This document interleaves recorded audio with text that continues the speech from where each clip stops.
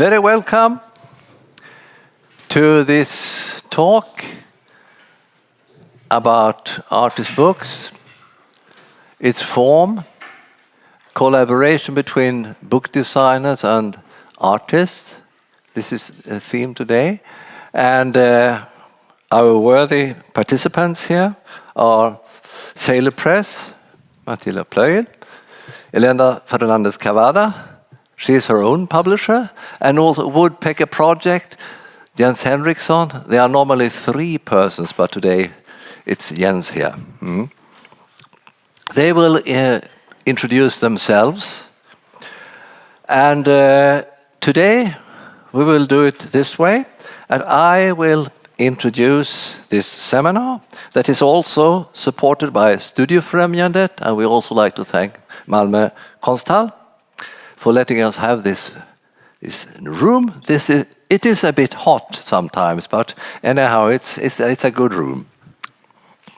And I would start, and then I will invite the persons at the table, one by one, to talk about what they are doing. And then we will have a short break. And after that, we gather for a little talk about the form and the use of artist books. The use of artist books. Maybe this is what I found outside in the bookshop. Please take one. One of the oldest ideas of artist books is what the situationists called a potlatch, a gift. And it's for free. And for some of the artists of artist books, this has been a way of distributing books. But now I will not talk so much about that, but about the form. This is this one form using an envelope. And books can also underline the idea by choosing a form, making an object of a book. This is Leif Erikson. It's a Bible, an old Swedish Bible. And it's impossible to look into it. And it says it's worth gold to talk, and it's worth silver to be silent. There's another one by Jeanette Lindstedt. It's a reminder that the letterpress is the, let's say, the heartbeat, the original heartbeat of artist books. I will not, some other time, I will explain to you how the artist books really started in the 15th century, where the Art Orley, the guy who ran all of it, made everything. He was the predecessor of artists and book designers. And this is, say, making it all another way around. But now, let's move. One thing that is very important in artist books is that we talk about artist books history. I myself am a writer, art historian. I'm at the moment, since several years, occupied by writing a book, a real fat book about artist books, and finding out that there is no history of artist books. It's very decentralized. There's no such thing as a center of artist books. No city or place that can claim that this is where artist books started. It's very decentralized. So, by showing this Swedish artist, this is a book from 1955. I connect the artist books development with Uruguay and South America. Because Eric Lennart, there is another book in the cabinet outside there. You will have seen a book by him from 1953-54. And his inspiration was this. Carmela Ardenkin, MABB, very important movement in minimalistic and constructive art. It's very important because I showed you this envelope. It was not a hazard. was not by chance. It was that the discussion then, I'm talking then about the late 40s and early 50s, was that maybe art is too much commercialized. Maybe this commercialization has to do with the circulation of wares and merchandise that is so typical for capitalistic system. Does this circulation affect the form of art so it is possible to sell? That is what Carmela Arden-Kidd said. And he said, okay, let's change the formats. Let's change everything, the possibilities of art not to be sold. And Eric Lennart, that you just saw, he made an exhibition, January 56, with just one module, like this. That was all. And then you could combine it on the wall. You could make tables and chairs of it. There's no limits between art, design, furniture, etc. So, this is showing how MABB looks like. There's a books made by Carmela Arden-Kidd. Like this. And if you open the book, it's like this. It's not upside down. That is, it is upside down, but it is supposed to be like this. Because when you turn the page next time, the page is, you see the number is up there. When you turn the page, the number is down there. So it's all the conventional forms are broken in order to make new kind of objects. And you choose your form, you choose your formula. One thing that is said about artist books is that catalogs can never be artist books, or seldom. So this guy, Hardest Reed, we're talking now, Lucy, November 1962. He had an exhibition in Stockholm, in a small gallery. He showed some very unimportant glass pieces, and he made the catalog. And see, it's just a normal catalog. And when you open it, you can see a picture from his gallery with Audrey Hepburn, Sandberg from Steady Lake, and there's an article about him in Denmark, etc., etc. Then they also had there were also articles about his art in public spaces in Copenhagen, etc. There's one thing that was very tricky. Not one word in the catalog was true. Everything was a lie. And some of the critics also wrote about his public space works, etc. And there was big headlines in 1962 in the evening papers, the art fraud. So this was a nice thing to do. This is how it looks like. Mirror, mirror on the wall, tell me who is the most beautiful one in the country. This is the way of the things he did. He did many such things, but this is choosing a format to make a book like this one. It's a criminal book, Le Crime Parfait, and it's nothing in it. And this is also this is from the 80s. This is Husmoder, I mean, it's a housewife's golden book, I mean, from the 50s. And then he has, just like Leif Erikson did with the Bible, he has sealed it with nails and locked it. It's a book object that he has in great anger and fury against a system that oppressed women where they had to stay home. Then he made this. I like this one. This is from the early 90s, Dresden. Or it's an artist who went to art school in Stockholm.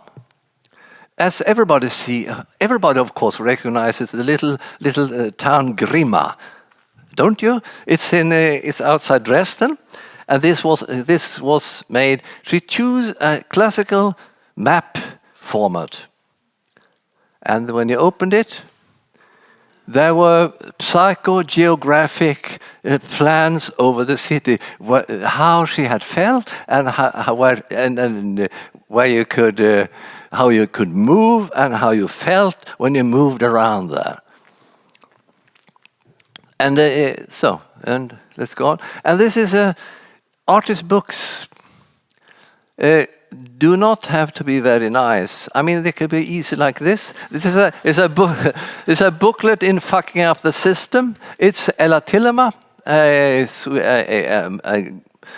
singer in a punk band and a great artist, a great painter. And he says, one of the advices to fuck up the system is to be ugly and fat or be human. Mm-hmm. And this is also an example of this. Potlatch. It's a gift that is, she makes one little book like this a year, and then she gives it away. And I will also point at because the decentralization of artist books, you find cultural centers all over the world. Two being Denmark and Spain. This is a collaboration between Denmark and Spain from the late 70s and early 80s. And Lorca is, of course, dead, but Jytte Rex, who made the pictures, who interpreted the pictures or the poems by Lorca, like this. And then you had the text, and then lots of interpretation by Jytte Rex. Or like this, it's the same book. Another collaboration I'd like to point out is that it is Annie S. and Winkelmann. And it's a book they made. They rubbed different parts of houses in Denmark or Copenhagen. They rubbed the walls and floors, and this is a part of it. Those houses and rooms for women, especially for women, like prisons and like hospitals, old people's homes, etc. They made an installation of that. This is one part of it, and that's the book up there. Mette Winkelmann and Annie S. That's something that is going on as well here. Matilda and Woodpecker. I mean, it's a designer and an artist who work together. They have made a lot of books together. And this is also an example of how the artist books want to come out into this room you have, your mental room or your actual room. And this exhibition for 2 years ago, it was called Artist Books, Wildly Growing into Your Room. There were eight different artists who made installations and made books. It was curated by Officine, Louise Holtz-Sidenius. You've seen it. This is another way of choosing form. This is the great Gerald Ebel and Cornelia Arnott, an artist and a designer from Halle and Berlin. This is a monthly magazine they made. Each one of them looking quite differently. Miniature obscure. And this is Gestus, Marie Bonfils. Another collaboration between a publishing house and an artist, Marie Bonfils. You see how you cannot see it very well here, but it's so tactile and haptic. You have with rubber. You see on my finger there, it's rubber to mark where you are in the book, and it's a combination between text and picture. And this book, I'll show you before I ask Matilda to come. It says Kristina Bengtsson. we look and we see it's Sailor Press. This is very interesting. A publishing house, a designer, and Lotten Paulsson and Christina Bengtsson, photographer and artist. It's like a reportage of a backyard, but it makes no sense. And then after a while, you do not know which level you are. Are these pictures being seen through a projector, slides, or what is it? And so you don't know what is reality and what is photography and what is the book. And so it's an artist book with very many levels and also a fantastic finish. Hello. Yes. So this is this project. I can talk, since we're talking about the collaboration between artist and designer, because that's, I think, is one thing that makes Sailor Press, like every book I make is a really close collaboration with one artist, or in this case, the artist team, and which means that it's like really flat. There are no hierarchies. The artist can influence the graphic design, but I could also influence come with suggestions that really influence the content of a book.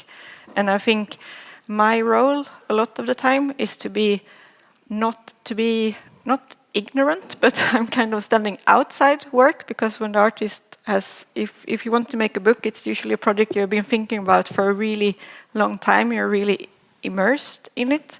So I try not to know too much in the beginning, but just have a look and a feel, and then I can come with kind of more spontaneous ideas. And some of them, of course, are not good, but some of them prove like fruitful, because I see it with somehow clear eyes.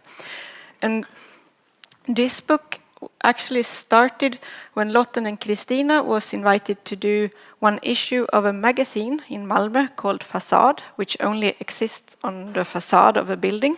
So the artists used either the shop window or the signage outdoor, something like that. And they did one issue, which was this projected like a slide show in the shop window, and it's text. It's a mixture of text and images. And it's Lotten has written the text, and the images is a mixture of both. You really don't know who has done what with the imagery. And they really liked it, but since it's only on display for like a couple of weeks and then it disappears, they felt like that they really liked it, and they wanted to make a book out of it, and they did, just like kind of a dummy for themselves. But they weren't happy with it. They like collected the images and the text like a normal book. You have a photograph and you have a text, and they felt that it wasn't really right somehow, and they asked me if I could just have a look at it. And we talked about it, and I liked the project, and they were really interesting people. But when I looked at the book, it was like, yeah, it's okay, but nothing, you know. And it was, and then they showed me. I asked, "But what did the magazine look like?" Oh, yeah, this facade. And they showed me an image of the installation. And you know when you kind of feel like you're struck by lightning, you have this kind of, and it goes straight down to your stomach, and you're like, but this is it. You have to have the whole installation. So because for them, like the little stool over there was just to hold something that they were projected on, and all the screens, and that was just in the cardboard box. That wasn't part of their artwork. That was just there to hold up the screens, basically. So that, and I thought that, well, this is, you have to, if you do it this way, this is where the magic happens.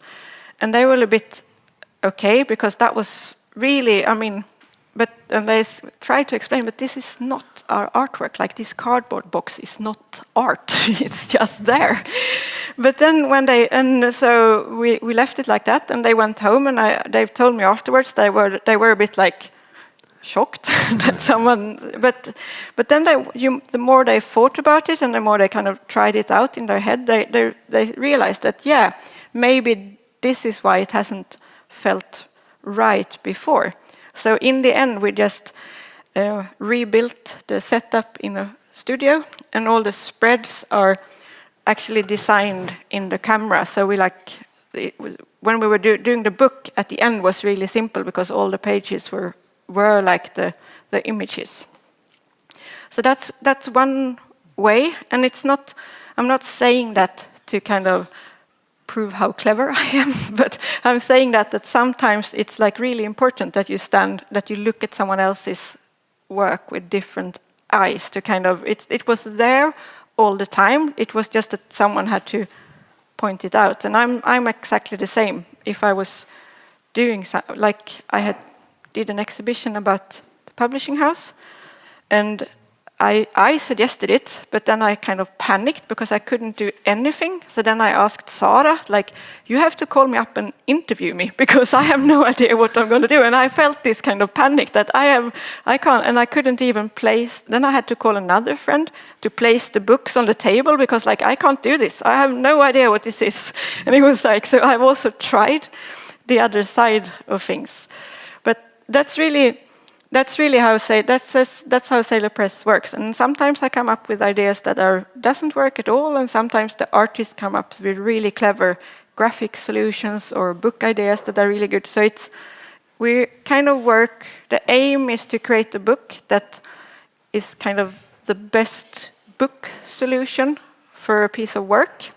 And I was really happy during this book fair because a lot of people came up, or like people from Malmö who know some of the artists kind of went to my table and said, this is Marie's book, or this is this is Helga's book. And that's really the best compliment, because in the end, if the book really kind of fits nicely in what the artist does, like you can really recognize the artist in it, then I think I've done a good job, even though I suggest things that the artist would normally not do. But I have this kind of book experience. I kind of think in squares and see people as books. I'm kind of completely damaged by this job.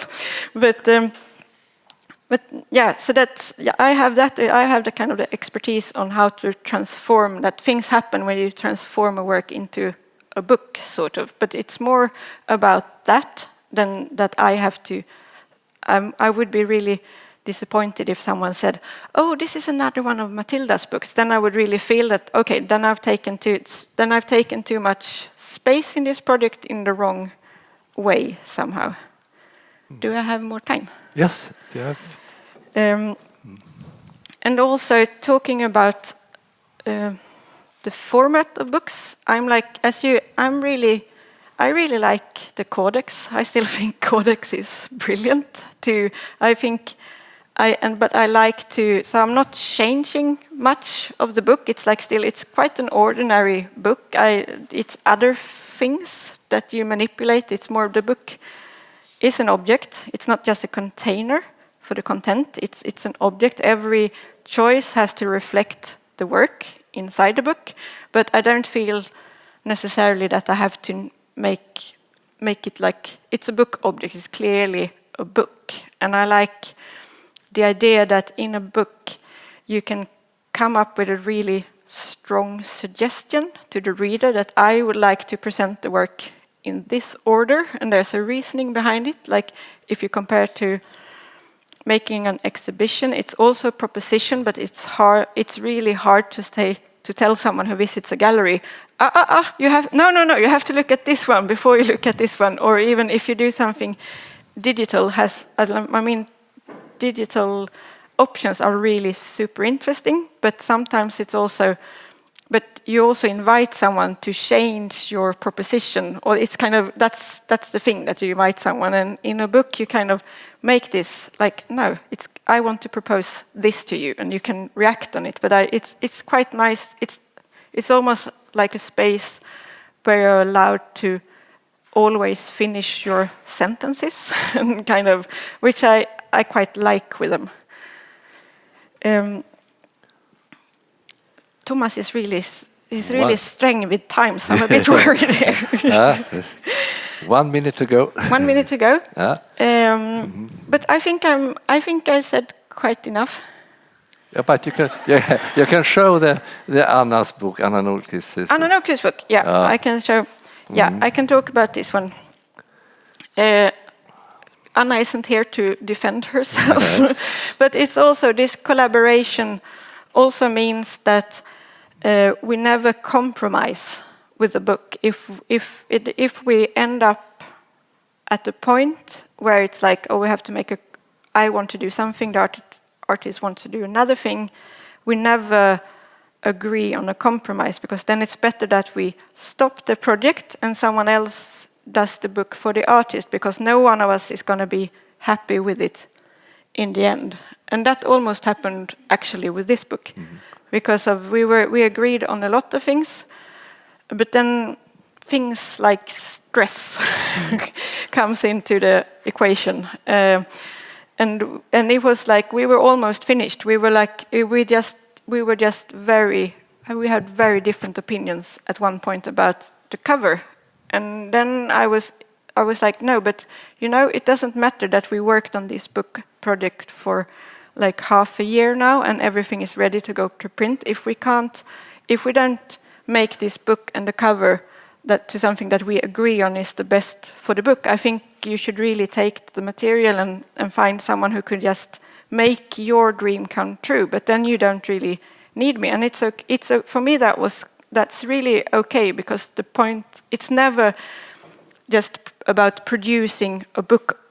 Like Sailor Press is not just about, I'm producing a book, and this one is, it's like really, I really put my heart and soul into this, and that's why then we agreed on things. Now, yes. Okay, Helena Fernandez Cavada, the most.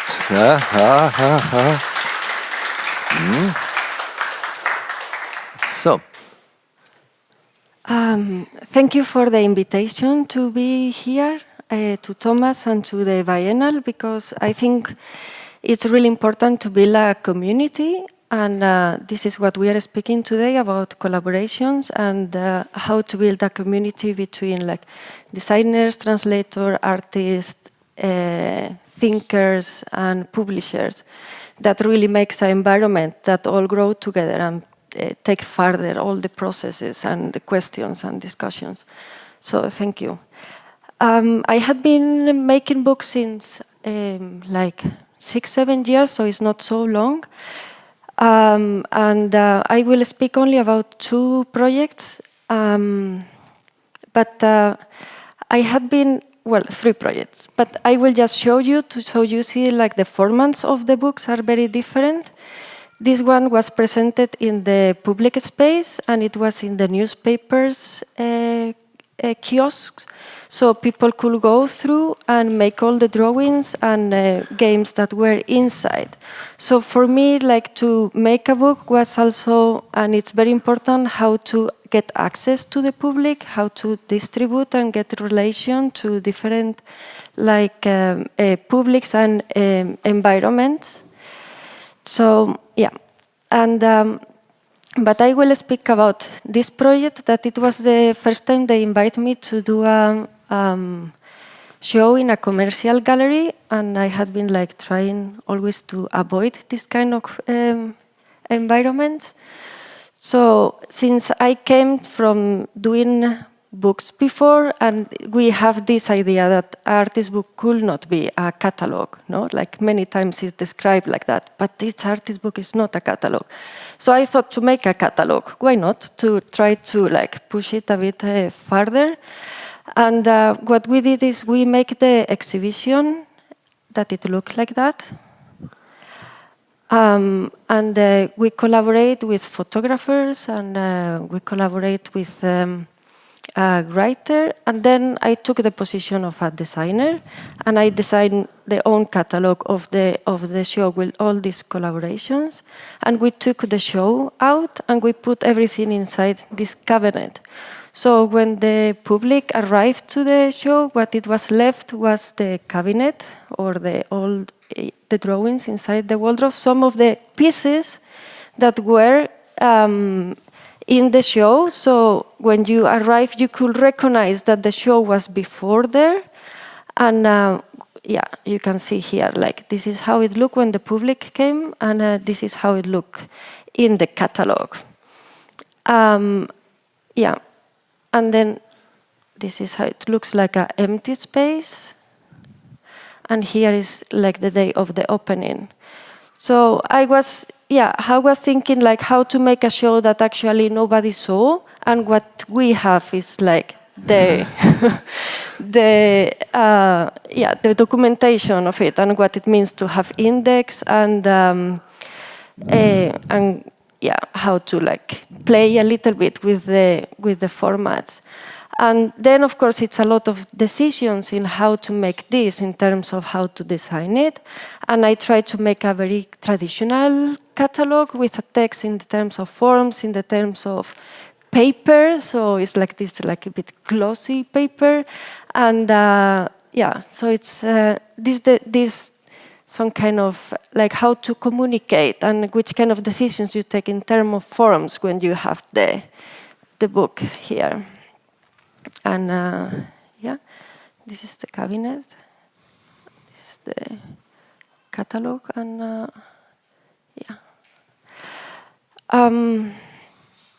the other project I want to speak is this one. That is the last book that I make, and this is the first version of it. So also I want to show you like decisions in terms of.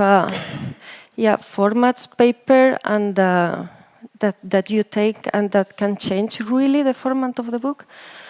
So this is a relationship that I built with my mother. So we sent correspondence for almost 2 years, in which I sent letters to her that contain only drawings, and she answered me these drawings with text. And we were speaking like for 2 years what happened with the Spanish dictatorship in Spain and how was her life during this period and which kind of resonance has this in nowadays politics. So I think the way, this is my mother letter, so the way like drawings had to speak, open up a lot of possibilities in which her could communicate with these drawings. So when you speak a bit about a traumatic moment, it was a lot of room to it. But here it was, this is one of the things that she sent to me. Like you see, it's different materials like photographs, and it's the letter and old materials of that period. So, but here it was again the same problem. One thing is like me as a drawer, like, and as a daughter that is exchanging this correspondence with her. But another way is like, okay, what I'm going to, how to mediate all this material. And I had been working with sequences of images for a long time. That's why it became a really, it was natural that I did books. But how to mediate something that is so close to you and how to try to separate these two processes. Because one thing is Helena, the daughter, doing this, and the other thing is like how you photograph and which kind of, again, formal decisions you take to mediate, to make accessible to the others that relates to the book. Yeah, and I think this process has been like almost like a year to try to disconnect this. And of course, it's a lot of people taking part of it as like. For example, I had some kind of collaboration with an editor of documentary films because I thought if we could speak like what it means to edit a book and what it means to edit a film and which kind of relationships are and which kind of sequences we put together and how this storytelling is built. But also I had a lot of tutors or assessors with designers too, to see in which way this could be more fruitful in the final decisions of the book. So here it's a lot of pages. You can open up them. So it's also about which kind of translations. The book is translated to English. It's in Spanish and. Which kind of translations exist between text and image, but also between languages. And I think it exists a lot of translations when we work with text, image, and also when we work with like different professionals, it can be editors, it can be persons that like a museography, like which kind of translations exist between the process. I don't know if it's clear. But then, for me, like these translations and how we meet the public is important too. As this book was also an exhibition and it was in a gallery, the presentation was really something that I had been working for a long time. How we actually present the books and which kind of relationship we can build with the reader and with the public. So. I presented with different people here this is in Malmö, and it's Marta Banal and Rebecca Holstrom. And so they are reading parts of the book, and also it's some kind of text in the wall. And I'm behind there with Christian, that we had a more traditional conversation, and I was also, this is another moment with the same book. So a lot of things happen in the room when we present the book, and a lot of translations happen. 1 minute. Okay, yeah. Yeah, I'm almost finished. So like the relationship that you build with a book, which I think is very intimated, and that's why I like the media, because you take them home and then you have your space to relate to them. Like how to extrapolate these like intimate relationships also with the viewer when you present it, and also this one that is my mother.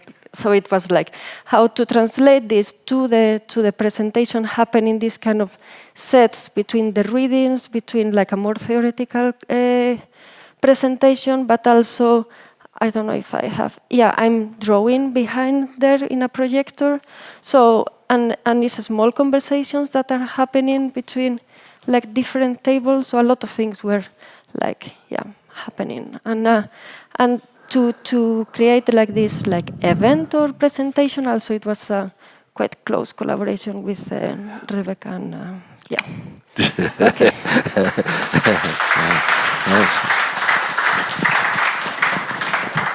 Time is severe. Woodpecker projects, Jens. Hello, my name is Jens Henricson, and I'm one of 3 people in Woodpecker projects.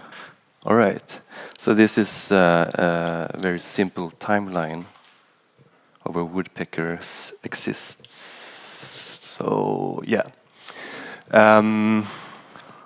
we start in 2007 with the poetry magazine, and then it developed into a more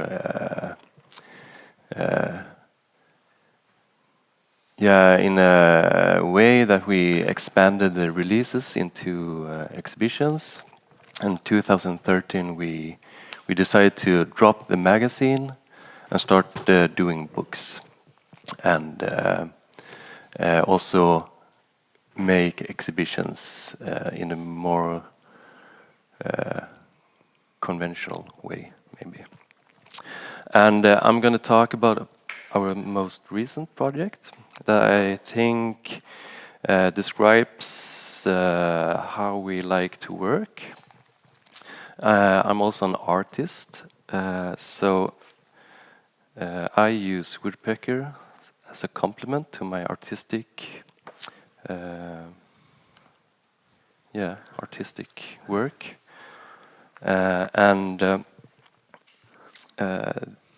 So this is the latest book we did, The Encounter of Bodies, and it's a catalogue over an exhibition we did at Ystad Konstmuseum. And we were invited to curate an exhibition on the theme power. So in a way we were given power to choose and pick artists and do this exhibition that was a group exhibitions. And doing that and working with the exhibition, we felt that it was strange to talk about power in the same way, been given power without putting the light on the curator. So we commissioned a text by Stina Marie Jacobsen that could somehow work with that. And she had free hands to do whatever she wanted. So she started to do interviews with all the artists that was invited to the show. And then she wrote a film script that was like paraphrasing the film One Flew Over the Cuckoo Nest with Jack Nicholson, and maybe you know it. And then the text is about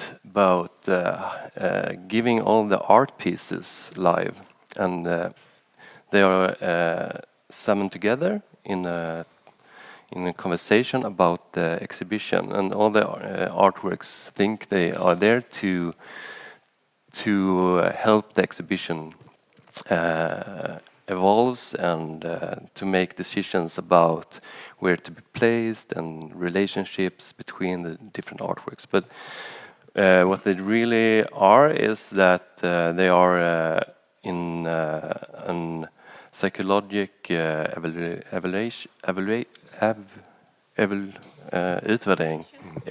evaluation by the curators, aka us, Woodpecker. And then you have like this appendix that's all the diagnosis over the artworks. So it was, and the text is is a way to talk about the relationships in the art world. You have the artist, you have the curator, and you have the institution, and so on. And the process and our rule in this was that we were mostly curators and editors with in a way owning the project, but trying to involve a lot of different people. So we didn't do the design. We had Joachim Olsson doing the design. The photographs for the diagnosis was done by a photograph that's his name is Jeppe Hein. And then we have a text editor, and then we had an institution that was like editing us as curators, and so it's a lot of people involved in one project. So I think that's what we think is also interesting, to just be like the spider in the net and connecting people and trying to make everything work as a machinery, and we have the responsibility over all the communication. So what's the time? That's okay. Yeah, it's and this is one way we work, but we also try out a lot of different roles. And I have some samples with books we've done, so you can feel free in the pause to come to the table and take a look. But I think I maybe just stop there. Or what do you think?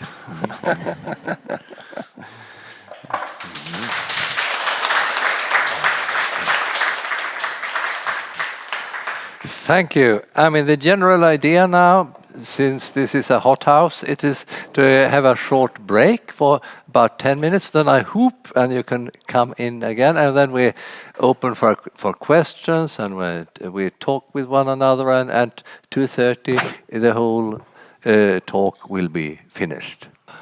Welcome back after the break, and we go for another 20-25 minutes. It's open for questions, and I start with the first question for the participants, and then I hope you join in with your own experiences, etc. And I have one question. It is quite interesting that a subdivision of artist books is indeed the archive. The archive, I mean, you collect things. In a book, you have pages, but in an archive, it's a collection of connections, of books, ideas, etc., which I think all of you have. And what do these archives mean? And I know also, I start with Woodpecker or Jens, because I know Woodpecker have made books that are pure archives. The last one, for example, and also by Dieter. And so I start with you. I think for us as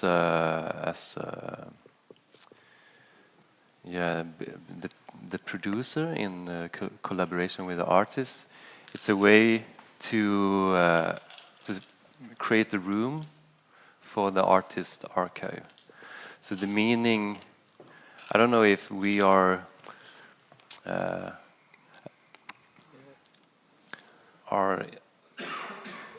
just working with the meaning or what we are doing. But when I, as Jens Henricson, then I think archive is a way to create an overview over something. It's a way to try to understand something, to see everything at once, and because when I do visual art, it's a lot about not having the words. So just summon pictures or stuff or whatever.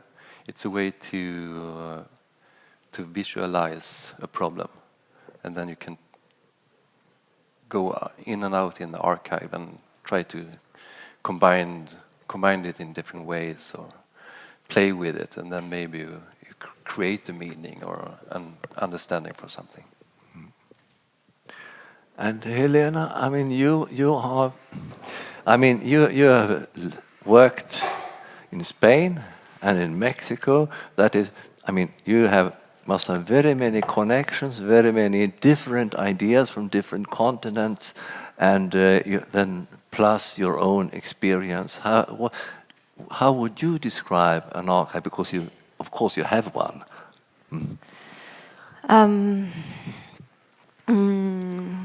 The archive is like such a big word, I get a bit scared about it. But like in this case, it was dealing with the archive of my mother that she sent to me, for example. So how to again, like which kind of decisions in how to photography, make the photographs of it. So it's like what you say, like get out of the frame, and the camera went like which kind of distance, like this decision that you make in that book, it's like really relevant for me. Like they are so subtle, but they are really meaningful in the final relationship with the reader. So for example, in this case, I don't know, I take like 30 times like the pictures. I took them in so many ways in how to show this archive that my mother had that was very personal, and how to try to like make it alive somehow, so it doesn't become, I actually don't like to call it archive, like I think it's her personal memory and parts of the fragments of her life, so I never call it archive, but actually it's like her collection of magazines and like all the information that it was forbidden during the dictatorship, that she has storage, and all the magazines that were forbidden, that were hand by hand, were given hand by hand. So it's some kind of course, archive that she had there. But I don't know if I really understand the question, because... But you personal, I mean, with your experience from Mexico, I mean, it's a lot of connections with other traditions, other people. I mean, it's that is also a kind of, the archive is also a possibility of connections, possible people to work with. Yeah, like if I have like a personal archive myself, one of the things that I had been doing for a long time is to buy books for another like institutions and archives and libraries that with focus in Latin America to Europe. So I actually don't have archive because I buy it to other institutions, and so the books goes through me, and but I try to place them in other places that has more access to the public, and that and my own like collection of images and texts, and it's something that it goes. I have moved so much time that it has been getting dissolved and go back and forth and.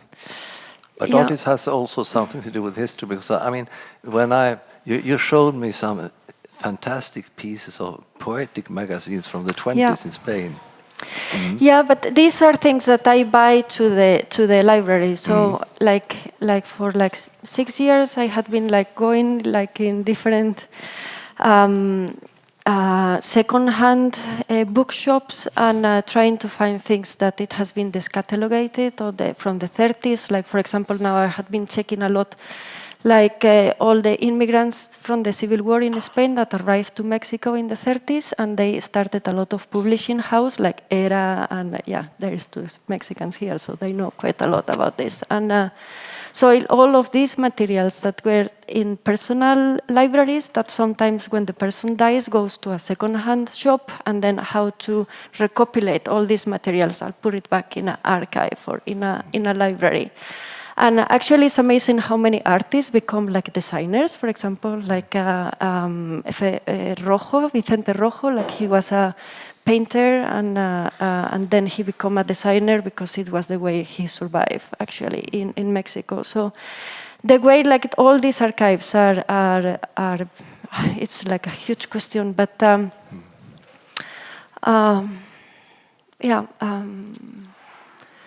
like I think it's a process that is very organic and it's very long, and these archives are like if we can see like the relationships, like I think in Spain it has been a long tradition to collecting all these things, which for example in Sweden I can't find that there is. Or I don't know if I don't know if I answer you, but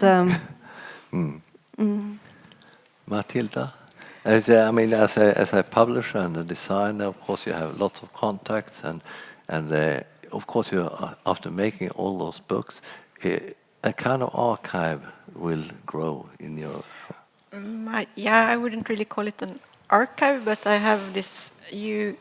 From making a lot of books, you have this kind of experience of doing things. You've been trying things out, and so there's not really, like you build up a bank of knowledge from just doing, like the actual, just it's also some kind of physical knowledge, how paper reacts or how you can fold things and what you can push and what you can't push. But I'm actually working on a project.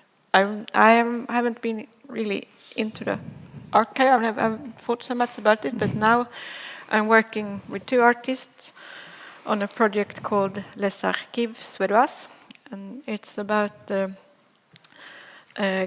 glass plates. Is that what they're called? Like the early photography, before you used film, you used glass plates. And Sweden sent a lot of missionaries to Congo at the turn of the century. And they really actively used photography as a means and sent all those glass plates back to Sweden, and they were used to convince people. They organized like exhibitions, traveling exhibitions, and the images were used to make people become missionaries. And those artists discovered this somehow by coincidence, and they haven't been opened for very many years. And that's that has been the starting point for like me figuring out lots of things about how also printing has been very much part of the colonization of Africa. Like printing is to blame as well, and the Latin alphabet's role. It's like, so that kind of led into that kind of archive also opened up that I had to really read the history of typography in a completely, it was like, oh, so this is not at all as innocent as we might see. And also this archive also opened up this question. It's one part, it's the art project is a collaboration with Congo. So they also collaborate with artists from Congo. And also part of it has been to show the material in Kinshasa, for example, because there are no images left there because of most were sent back, and climate and war has destroyed it. So it was also, it's one part is to kind of give back the images, but another part that is perhaps even more important, that is also a time for us to open up our archives in Sweden and realize how, like, we were the third biggest nation in Congo making colonization happen. We were never like through the missionary. And that's something we don't even mention it. It's like, and that's also what the archive can open up, and also you put your things like that. That was probably not answering your question. Yes. But that's my relationship to archives. Sorry. I asked about the archive because it's let's put it this way. An archive is a book that it has no pages and page numbers. As soon as you put page numbers on it, it's a book. Before you can sort it how you want and you find things. As soon as you had your archive, Helena, as soon as you put it in a book, it's no more an archive. It used to be, and then you changed it. But ladies and gentlemen, questions? Well, I'm not sure. I don't agree with you, Thomas. Actually, Okay, I mean, I don't follow here. I'm sorry, but no, I don't see. I mean, yeah, there can be a connection to an archive and a book, but it's not like I have never thought of a book as kind of an archive within like a cover. I mean, an archive, it could be a starting point for a book or a source for a book, but if you collect something in a I mean, for me, archive is about the real objects or artifacts, and when you make a book, it's like even your archive is somehow, it's the images, but it's not the objects, or it's not, it's an offset print, so it's not the original images. So for me, books and archives are completely, in my world, it's like two different things, but I might be a bit narrow-minded here. No, I don't mind. Oh, thank you. So, anyone?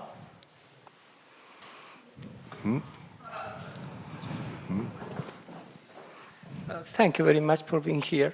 I'm interested in your relationship with the public here in Sweden, in contact with what your experience, what it was to be in a dictatorship. Yeah, because it's an experience people here they haven't lived before. So I think your book or your work is speaking about this. So it's difficult to people. They don't have lived a dictatorship to be in the shoes of people who has lived before that experience.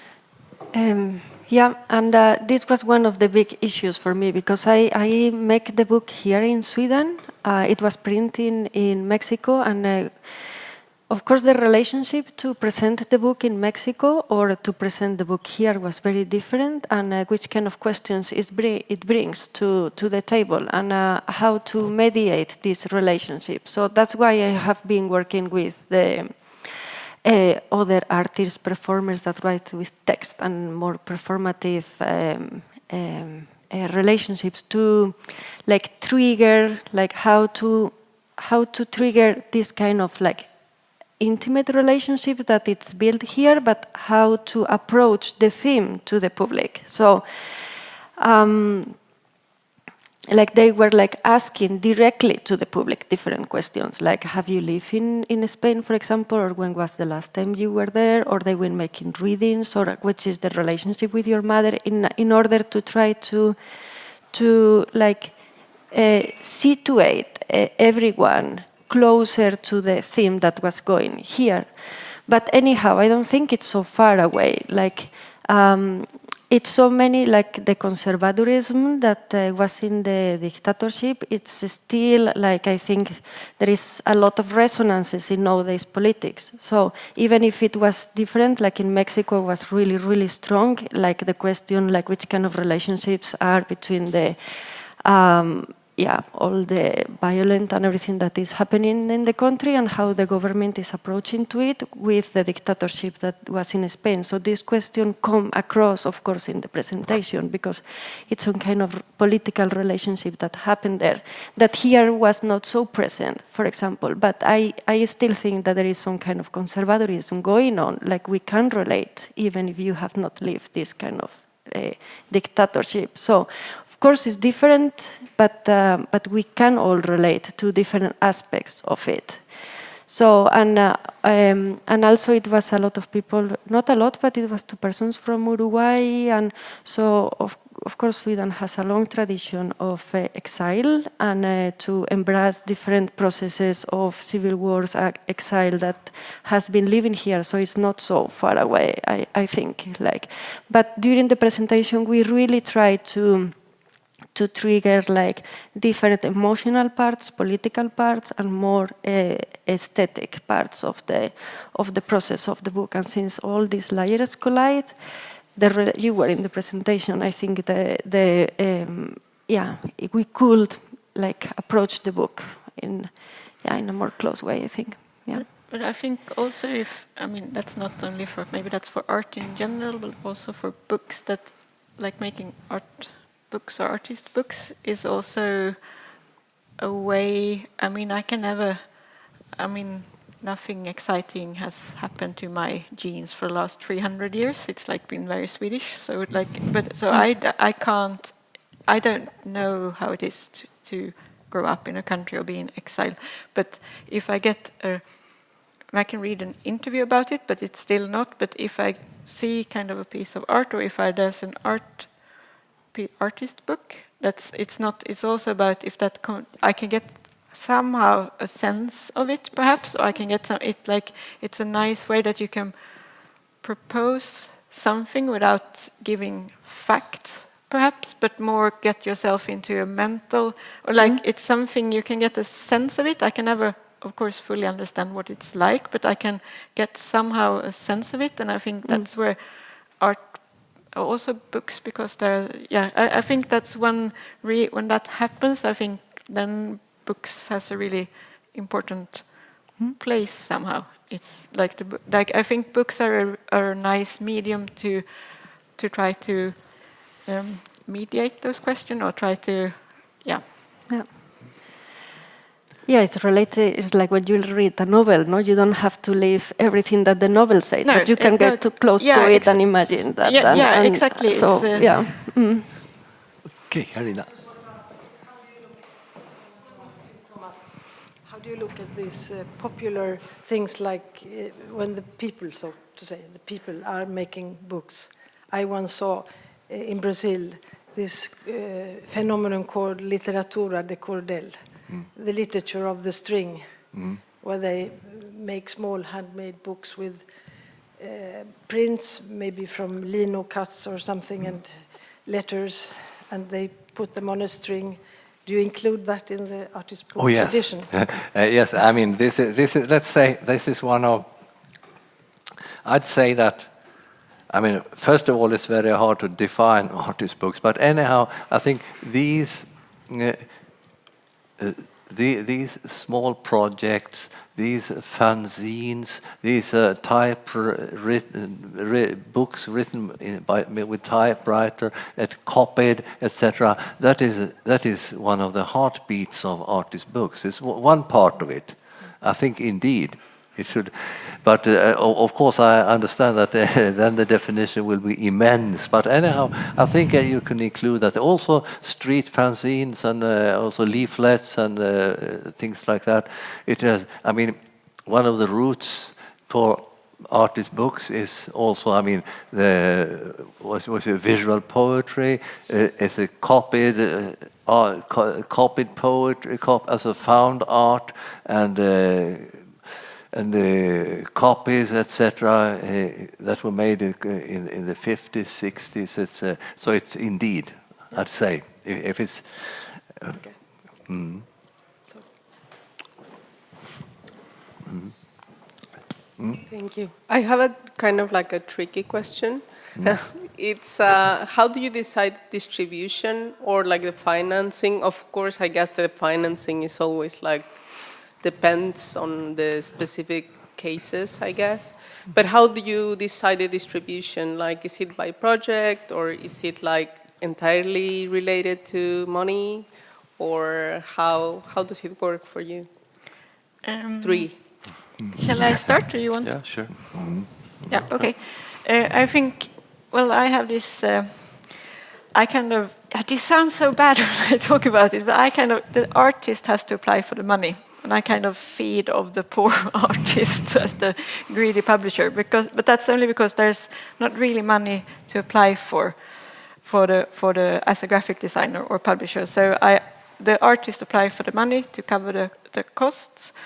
And distribution is, I also have to admit that I didn't start the publishing houses not because I'm super interested in distribution. It's a kind of a platform to be able to do the work I want to do. So distribution happens quite organically, and it's a really small world.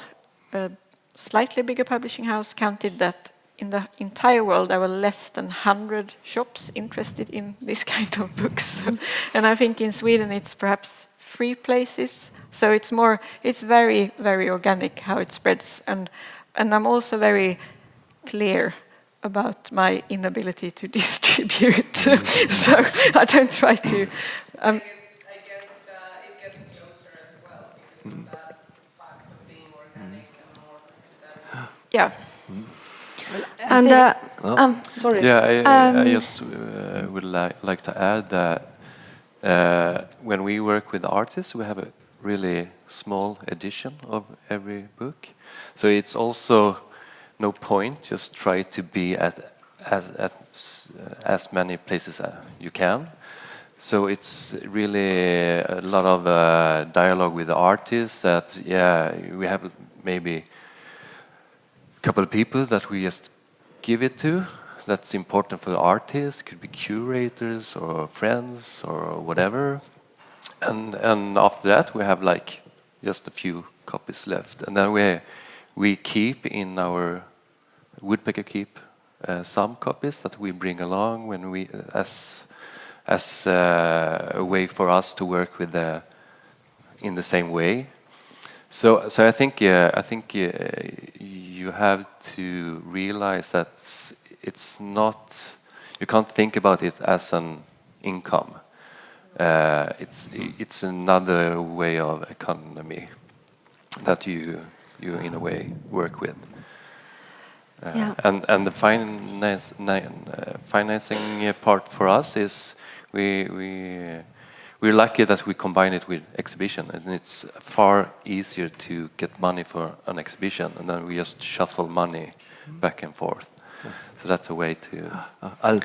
we are soon being thrown out, but I'll give you the last word. I think we could be very, very concrete and maybe exchange some good advice, because it's happened to us many, many times that we deposit some books in some bookstore on commission, and they of course never pay, or they say that they will pay and they never do it, and they know that we have no judiciary competence or resources and so on. So but now we have come to the conclusion that it's better to give them away. So, so maybe we could just receive some good advice from somebody. Yeah, and I would like to add something to that because for me it's really like the distribution part is part of the work itself, and it has been something that I had been thinking for a long time. Like the first book I print like 300 copies, and I went to the libraries and to the bookshops and I did it myself, and I thought this is never going to work, like how to distribute your own book 300 copies. So for example, this one was really taken in consideration, like the distribution process. It was sold in the subway in Mexico City, and it has been always sold like in newspaper places. So it was really made for, we published like 1,000 books. So the number of books and the distribution process is really related to each other. And this one, we only published like 30 copies because it was exhibition space and it was to sell in the like gallery somehow. So I think like to take in consideration the distribution in the process, like it, yeah, it's something to include it. Yeah. That was all. Thank you very much, and thank you, Jens Henricson, Helena, Matilda. Thank you. Thank you.